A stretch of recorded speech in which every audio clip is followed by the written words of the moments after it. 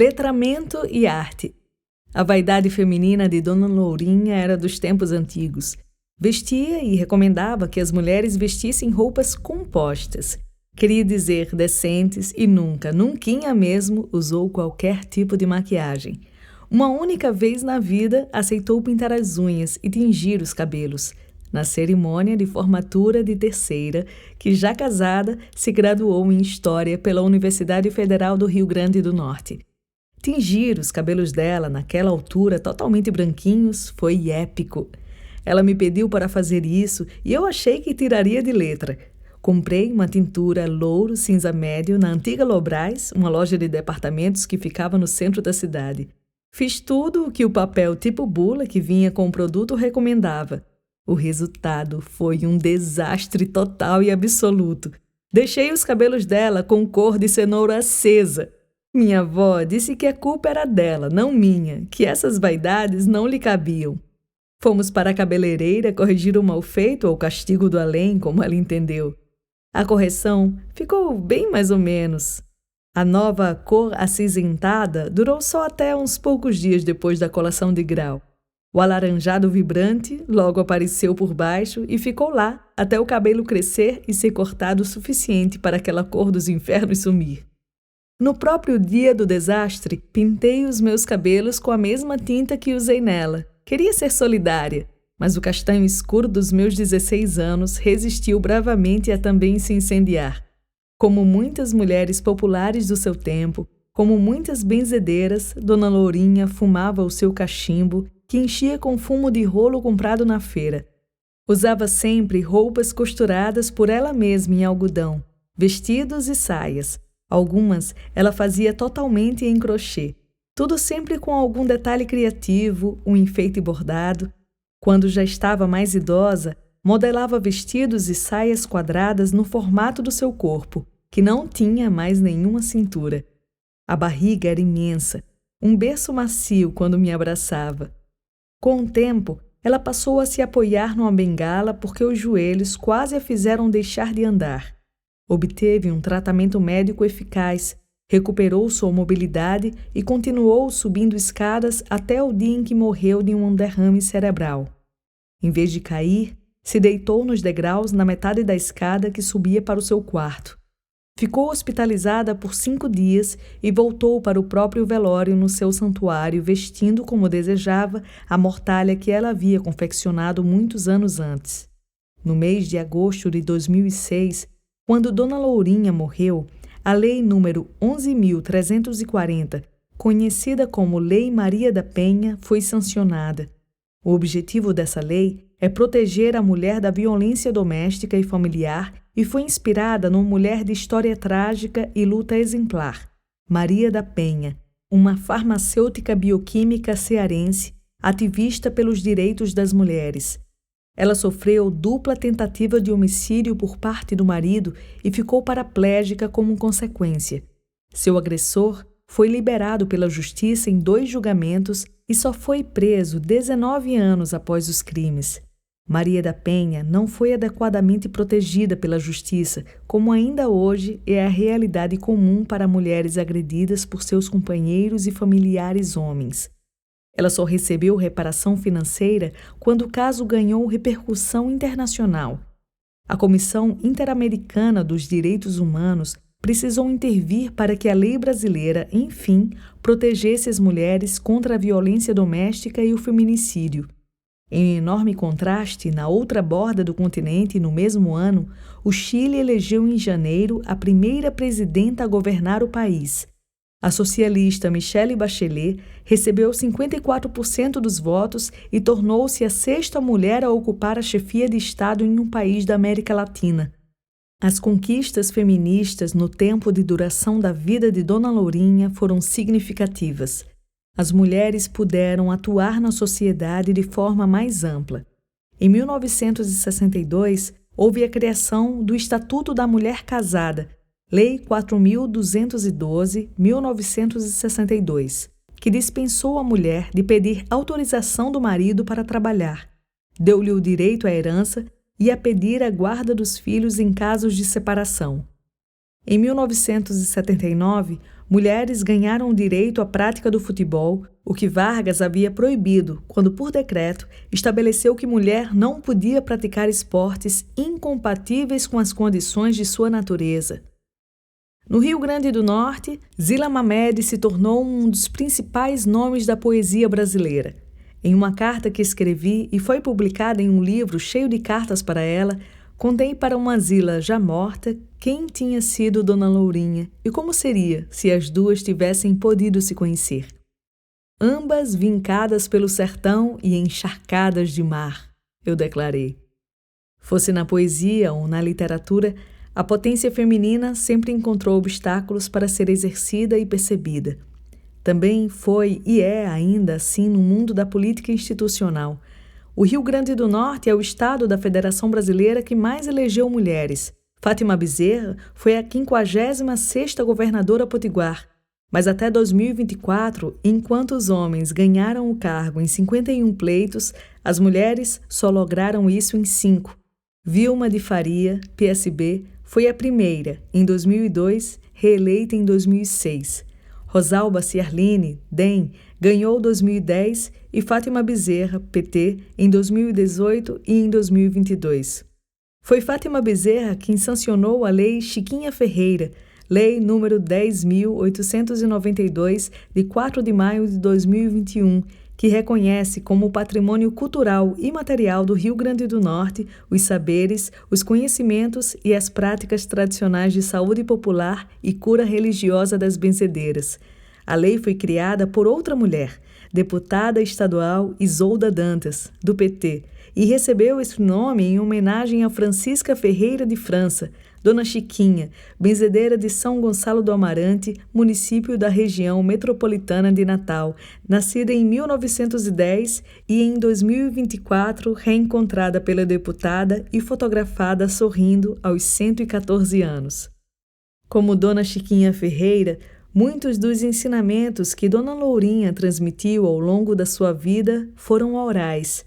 Uma parte de suas reflexões filosóficas selvagens e lúcidas, muito religiosas, acabaram por desafiar a teoria das probabilidades e ganharam a forma escrita em um livro datado de 1974 e publicado com reprodução por mimeógrafo. Antes, pouco a pouco, ela tinha elaborado pequenos escritos que eu, outros familiares e alguns adeptos datilografávamos e reproduzíamos para distribuição entre quem frequentava o seu santuário. Tenho ainda comigo exemplares mimeografados de um livrinho intitulado Quem Somos Nós?, com as eternas indagações humanas sobre nossas origens e nosso devir. Outro pequeno livro é Salve as Crianças, com reflexões sobre o amor que começam com a ideia de amor próprio e terminam enfocando a natureza. Mais um outro se chama A Voz da Consciência. O meu exemplar traz um desenho feito por ela. Davi Copenaua, pajé Yanomami, teve a sua sabedoria oral compilada no livro A Queda do Céu, pelo antropólogo francês Bruce Albert. Qualquer letrado que tenta transpor a oralidade de um conhecimento para a forma escrita, organiza, suprime e acrescenta sempre algo. Mas é o mais próximo que podemos chegar dessa forma de acessar o mundo que nós, seres racionalistas, técnicos científicos, perdemos. Copenaua ensina que a oralidade é algo inerente ao modo de pensar indígena e não significa menos inteligência. Nossos pensamentos se expandem para todas as direções e nossas palavras são antigas e muitas. Elas vêm dos nossos antepassados. Porém, não precisamos, como os brancos, de peles de imagens para impedi-las de fugir da nossa mente. Não temos de desenhá-las, como eles fazem com as suas. Nem por isso elas irão desaparecer, pois ficam gravadas dentro de nós. Por isso, nossa memória é longa e forte. A oralidade dos ensinamentos de Dona Lourinha foi traduzida por ela mesma, reduzida para caber no papel. Acompanhei toda a feitura do seu livro maior, integralmente confeccionado de acordo com a sua vontade e sem maiores interferências de conteúdo e forma, apenas algumas correções de ortografia. Ainda guardo o exemplar original de capa de camurça bordada com fio dourado. O título foi feito por ela com sua própria letra, em que o L e o E têm o mesmo formato e tamanho. Mensagem do Além, salve a espada da fé. São 36 páginas com 16 capítulos datilografados em forma de perguntas e respostas sobre o mundo espiritual, a fé e a conduta correta na vida mundana. A forma poderia ser classificada como a dos diálogos platônicos com inspiração na dialética socrática, caso o texto dela fosse mais erudito. O prefácio do seu livro tem um poema em primeira pessoa e um dos versos demonstra o modo como Dona Lourinha encarava o seu ofício. Vou levando o meu rebanho para Jesus entregar. Só no último capítulo há menção à autoria da obra por Maria Ferreira de Aguiar, o nome artístico que Dona Lourinha escolheu para si. Nele estão também os nomes dos 7 mentores espirituais do livro: São Jerônimo, Santo Afonso, Allan Kardec, Maomé, Tales de Mileto, São João Batista e São Francisco de Assis. Dona Lourinha escrevia com bastante dificuldade e muitas vezes era quase impossível adivinhar o que queria dizer por causa da letra indecifrável, da grafia muito inventiva ou da redação avessa às regras da gramática. Isso significa que ela quase não lia. O pouco que soletrava exigia-lhe bastante sacrifício. O seu livro trata daquilo que ela conhecia sem maiores especulações, daquilo em que acreditava: Deus, o amor, a prática do bem e a salvação da alma. A linguagem é bastante simples e o conteúdo orienta para as práticas dos rituais do centro e exalta a natureza. A maioria dos mentores referidos no livro estava no dia a dia da sua prática mística, mas há algo de misterioso na razão por que Dona Lourinha escolheu alguns dos nomes para compor sua lista sem que eles tivessem sido mencionados em outros momentos por ela. A biografia desses mentores inusuais destaca as qualidades intelectuais dos nomeados. Ela sonhou com Santo Afonso de Ligório, mas nunca deu a entender que sabia quem ele era: um escritor espiritual, filósofo escolástico e teólogo.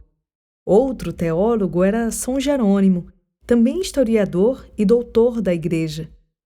Tales de Mileto foi a grande surpresa, já que nem religioso era, e sim um matemático e filósofo pré-socrático, considerado o primeiro do Ocidente que propunha explicações racionais para os fenômenos da natureza e refutava a mitologia grega. Somente em 1988, a Constituição Federal Brasileira determinou a proteção estatal às manifestações culturais populares, indígenas, afro-brasileiras e de outros grupos participantes do processo civilizatório nacional. Isso é decorrência do artigo 215, que estabelece que o Estado garantirá a todos o pleno exercício dos direitos culturais e acesso às fontes da cultura nacional e apoiará e incentivará a valorização e a difusão das manifestações culturais. Em 2000, o Decreto número 3.551 da Presidência da República instituiu o Registro de Bens Culturais de Natureza Imaterial, que constituem patrimônio cultural brasileiro, e criou o Programa Nacional do Patrimônio Imaterial. Somente 21 anos depois, as benzedeiras foram consideradas patrimônio cultural imaterial potiguar. Nenhuma dessas leis tem conseguido impedir o olvido ou mesmo o destroçamento de muitos dos tesouros culturais de origem popular. Com a morte dos guardiões desse tipo de conhecimento e a passagem do tempo, o que resta do seu patrimônio passa a habitar somente o nosso imaginário. É preciso uma forte vontade particular e uma persistência estimulada na memória coletiva para preservá-los materialmente. Muitas lembranças do que se desvanece no tempo se aglutinam em objetos, geralmente os pequenos. Os museus sabem disso. Eu sei. Uma saia toda feita em crochê. Um vestido de algodão cor de creme com bordados em ponto cheio marrom. Óculos de graus de décadas sucessivas, todos guardados em uma caixa de sapato que as traças começaram a comer.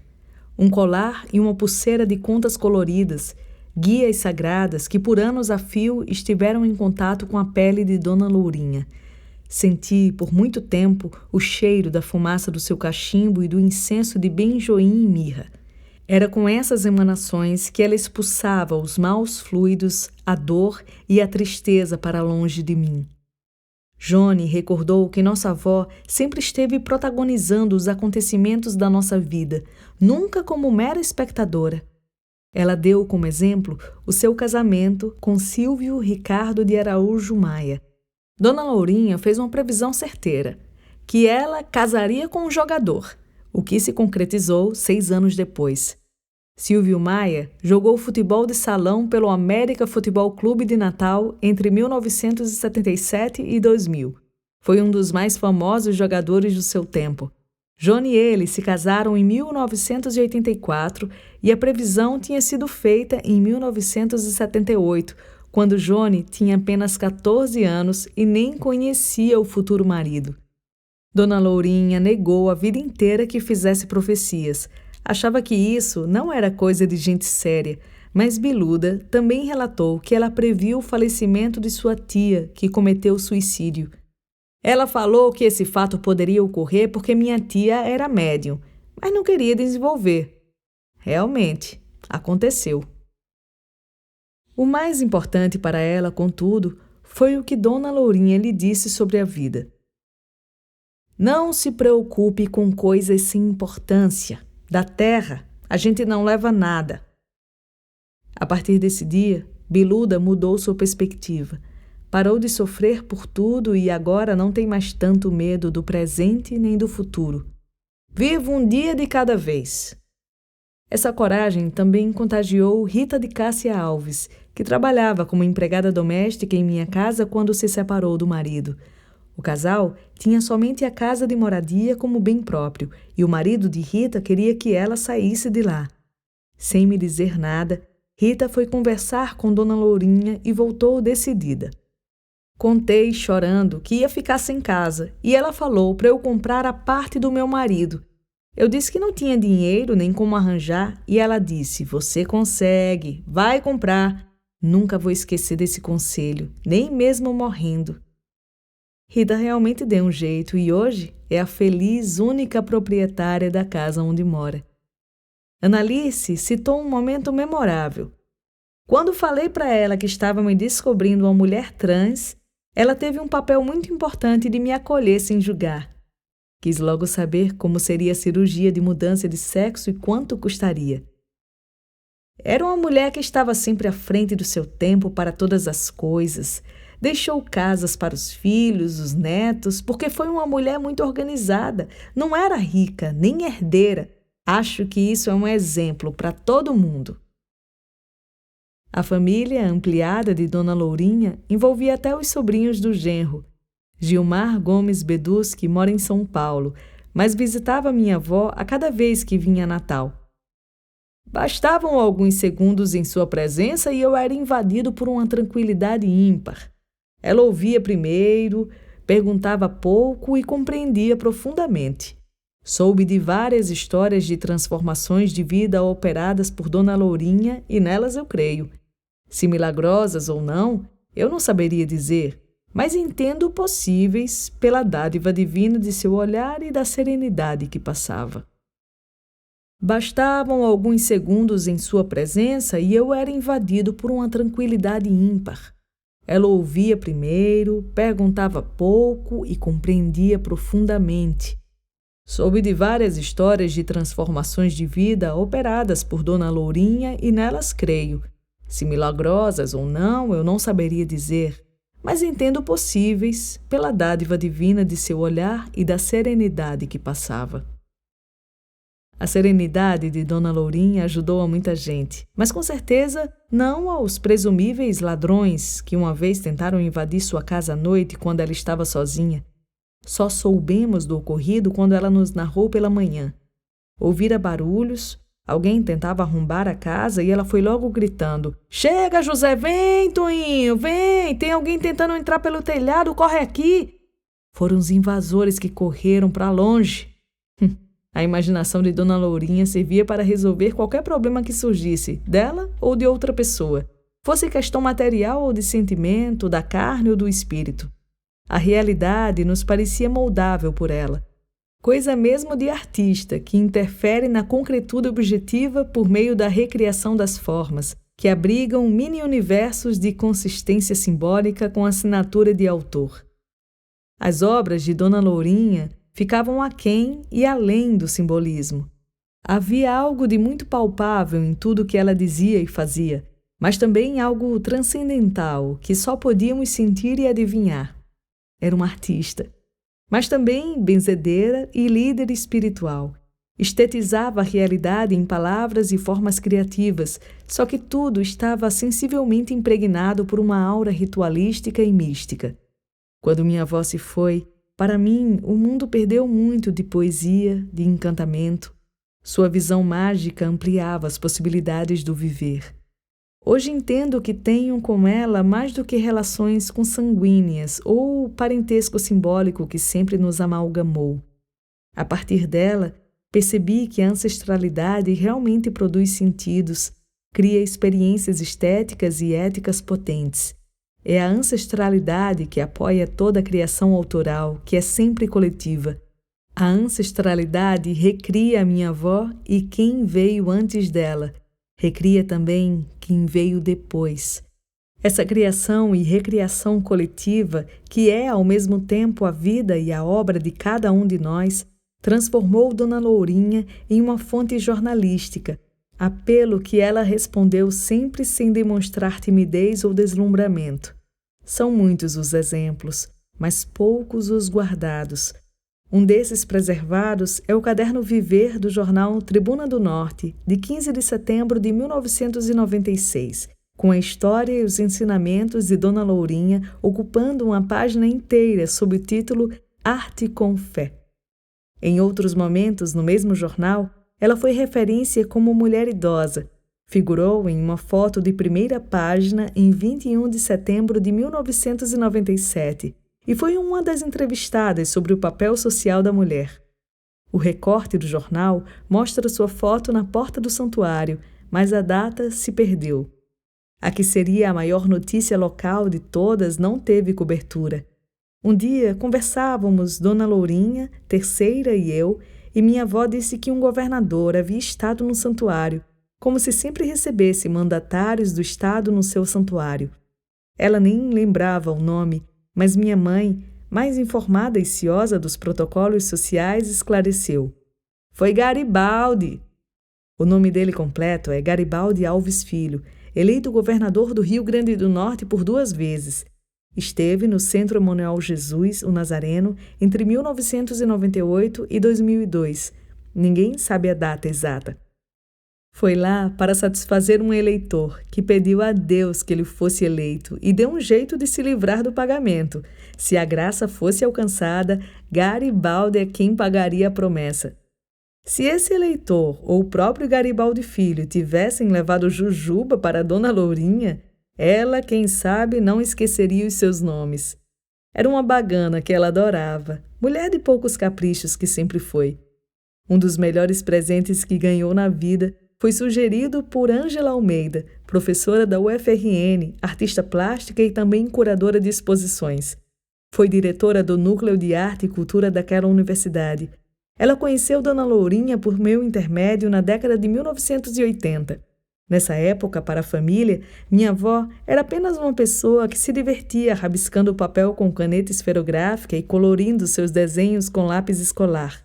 Reconhecendo o potencial daquele trabalho pictórico, ela me disse: "Tenho vergonha. Compre material de qualidade para sua avó pintar." Sob sua orientação, entreguei a Dona Lourinha o papel canson, grafite macio, nanquim e coleções de giz de cera e de pastel seco de várias cores. A partir daí, Dona Lourinha passou a assinar suas pinturas como Maria Ferreira. Dona Lourinha sempre tinha desenhado livremente. Seus bordados eram antes esboçados a lápis ou caneta, nunca copiados de nenhum modelo. Suas esculturas eram rascunhadas em qualquer papel que ela tivesse à mão. Os originais dos seus livros eram cheios de figuras, todas desenhadas e coloridas por ela. Ter aquele material foi potencializar e ampliar esse fazer, que passou a ser sua principal atividade, fora o atendimento às pessoas necessitadas. Sentadinha no sofá da vida inteira, ela improvisou uma mesa baixa com tampo largo e começou a aumentar o tamanho dos desenhos, a fazer fundos detalhados e coloridos, a variar a temática e a composição das suas produções. Hoje, o nome dela como artista plástica está registrado no livro Caminhos da Arte, Rio Grande do Norte, na revista de número 78, de janeiro a março da Academia Norte-Rio-Grandense de Letras e no Museu de Cultura Popular de Francisco Dantas, na cidade de mesmo nome, no interior do estado, iniciativa do pesquisador e colecionador Jairo Campos.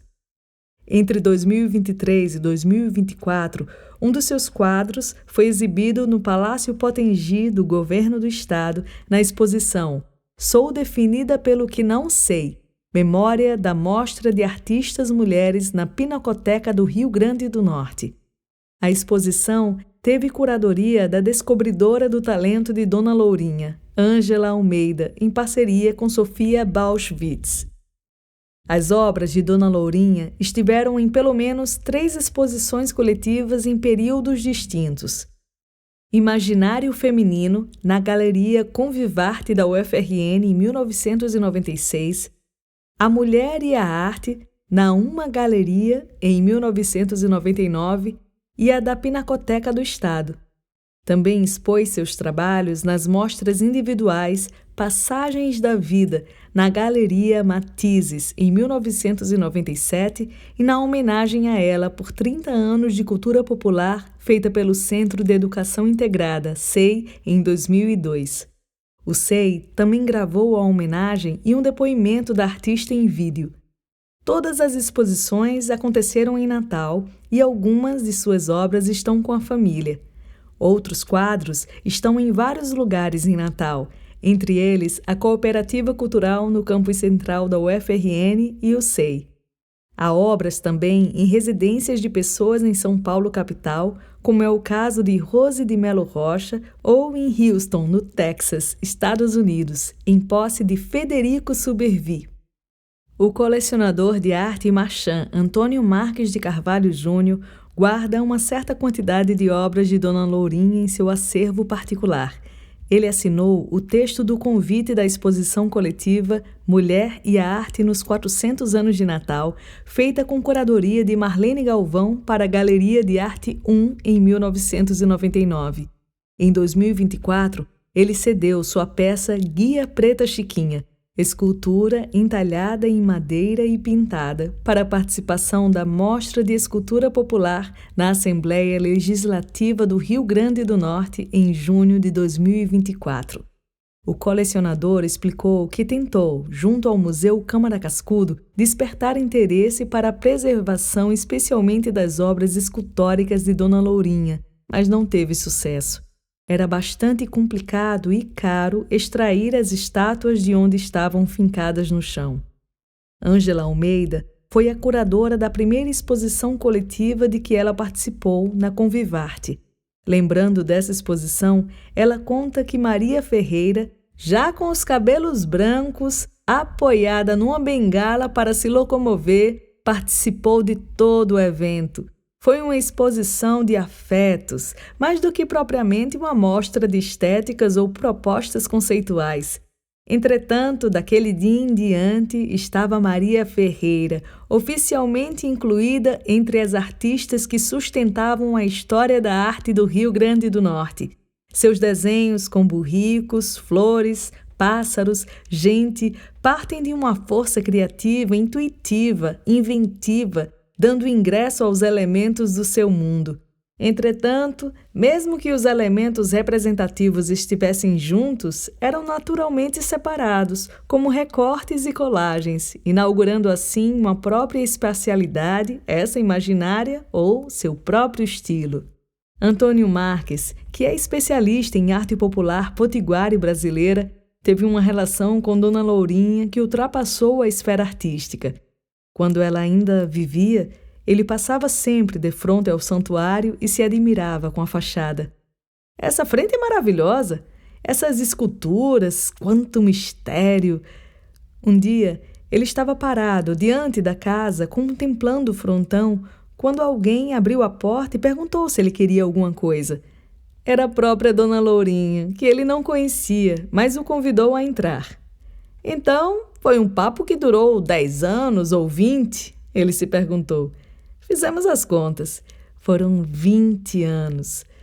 A artista atraiu o interesse de Antônio Marques, mas a espiritualidade de Dona Lourinha deu outro significado à sua obra. Eu acho incrível a técnica da nossa mestra Maria Ferreira. Usa muitos materiais simples, mas nem por isso a obra é menor. Mostra uma profundidade muito grande no conhecimento da religião, no sentido do tema abordado. O importante aqui é essa composição maravilhosa do ponto de vista cor. Isso não é uma pintura infantil, é de uma pessoa que tem uma maturidade, uma comunhão com o invisível. Nós não somos capazes de fazer uma pintura assim, com tanta genialidade, que toque tanto. Ela está num âmbito técnico que se iguala às primeiras experiências de Picasso. Ainda hoje, tem uma técnica super moderna. Para exemplificar a técnica, ele mostrou um quadro de Dona Lourinha do seu acervo particular, Crucificação de Cristo, com figuras de anjos recortados e colados sobre um fundo pintado com pastel seco e giz de cera. Quando esteve em Natal, Serge Moscovici, filósofo da ciência, antropólogo e eminente psicólogo social romeno radicado na França, vinha participar de um simpósio internacional que ocorreu no campus natalense da UFRN em 2014. Ele não queria voltar para Paris de mãos abanando e pediu indicações sobre a arte naif. Moscovici, já falecido, é autor de mais de 13 obras escritas em francês e mais de 6 em português. Ele consta da bibliografia da minha dissertação de mestrado, em que discuto brevemente o conceito de representação social. Nunca o encontrei. Não é comum a gente encontrar nossas referências bibliográficas andando por aí, mas Ângela Almeida levou esse autor de referência mundial para a humilde casa de Dona Lourinha, onde ele olhou tudo e escolheu a obra de que mais gostou. Claro que a minha avó nunca soube o nome dele. Hoje, a casa da minha avó não é mais um lar. Vai ser derrubada para virar um estacionamento. O santuário também já foi desfeito.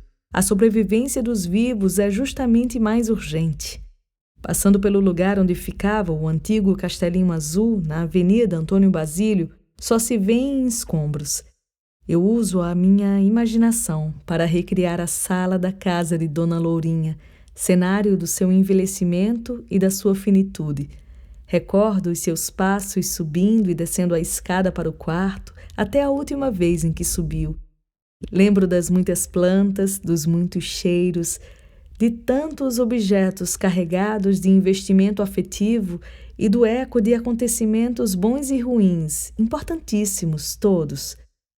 Nunca esquecerei a casa nem o santuário de Dona Lourinha, a minha avó, a mãe de muitos. São inesquecíveis não pelos tijolos, paredes e telhas, mas por aquilo que fazia deles lar e abrigo. Era sua ocupante ancestral que os fazia vivos. É certo que quanto mais profunda e farta é a raiz, mais forte e encorpada é a árvore. Dona Lourinha e as mulheres como ela são as raízes das árvores de que todos somos ramos. A fé da minha avó, sua arte e seu colo infinito eram a força da sua magia e o alimento das nossas almas. Quem, como ela, se nutre a vida inteira de encanto, jamais cessa de gerar poesia.